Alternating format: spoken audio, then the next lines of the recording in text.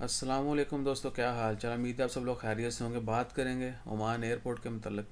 पाका public authority of civil aviation, उन्होंने announcement कर दिया कि जितने भी लोग ओमान वापस आएंगे वो लाजमी तौर पर 14 दिन के लिए क्वारंटाइन में रहेंगे।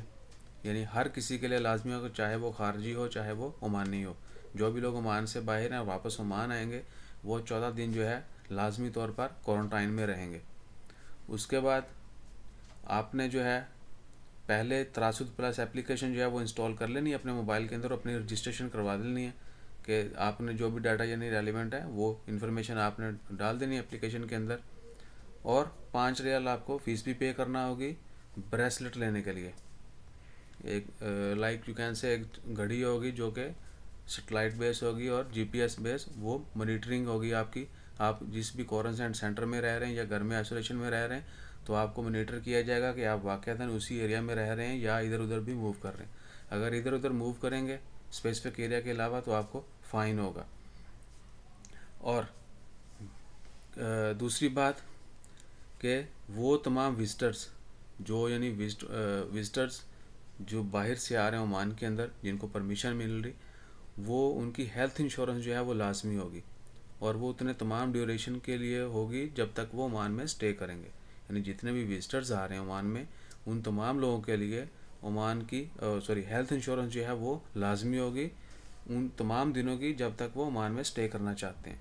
यानी उनका थ्रू आउट स्टे जो है वो फुली इंश्योर्ड होना चाहिए हेल्थ इंश्योरेंस, ताकि किसी किस्म का भी सेहत के मतलब मसाइल बनते हैं तो they can bear their self. उसके बाद इसके हवाले से है जी वो तमाम रेजिडेंट्स जो हैं जिनको इजाज़त मिल रही है, परमिट मिल रहे हैं मिनिस्ट्री ऑफ फॉरेन अफेयर से, उनको लिए भी लाजमी है। ऐसा नहीं है कि बाकी लोगों के लिए लाजमी है, वो तमाम लोग जो हैं वो भी लाजमी तौर पर क्वारंटाइन में रहेंगे। और एयरलाइंस जो हैं वो एग्जेम्प्टेड हैं, उनका यानी एयर क्रू जो है, क्रू मेंबर्स जो हैं, पायलट्स और एयर होस्टेस, वो जो हैं उनके लिए क्वारंटाइन लाजमी नहीं होगा।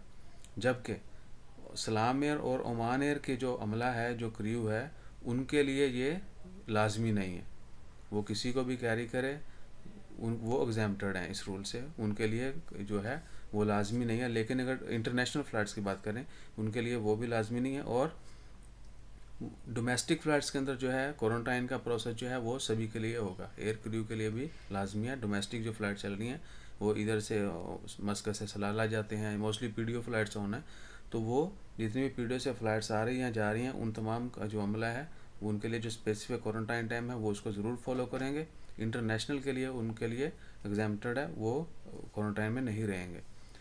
सो इंशाल्लाह खैर दुआ करते हैं अल्लाह ताला हम सबको अपनी हिफ्ज़ ईमान में रखे। जो लोग भी वापस आना चाह रहे हैं वो इस चीज़ को ज़रूर जहन में रखिएगा कि उनको लाजमी तौर पर 14 दिन के लिए क्वारंटाइन में रहना होगा। अपना ख्याल रखिए, दुआ में याद रखें। इंशाल्लाह खैर, अल्लाह हाफिज़।